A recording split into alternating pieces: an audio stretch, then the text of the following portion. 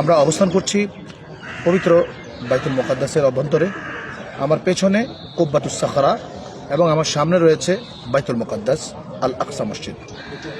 দর্শক, এই সেই আল আকসা মসজিদ, যেই আল আকসাকে কেন্দ্র করে সারা পৃথিবীতে অনেক আলোচনা, সমালোচনা, অনেক রকম কথা ইথারে ভেসে বেড়াচ্ছে।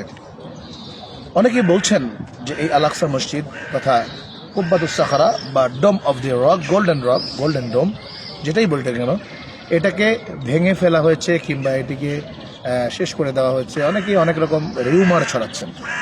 আসলে এখানে রিউমারের কোনো জায়গা নেই। আমরা এখানে যেটি সচক্ষে দেখলাম, আলহামদুলিল্লাহ, জেরুজালেমে এই মসজিদ অক্ষত রয়েছে এবং ভালো রয়েছে। যদি কেউ প্রোপাগান্ডা সৃষ্টি করার চেষ্টা করে বা এই জেরুজালেমকে কেন্দ্র করে, মসজিদুল আকসাকে কেন্দ্র করে কেউ কোনো ধরনের মানুষকে বিভিন্নভাবে ঠকানোর চেষ্টা করে, টাকা পয়সা নেওয়া, ডোনেশনের নামে এগুলো যদি করার চেষ্টা করে, অবশ্যই আপনারা সোচ্চার হবেন। কারণ আমরা যেটি সচক্ষে দেখছি এটি কিন্তু আপনারা মিডিয়াতে দেখছেন না।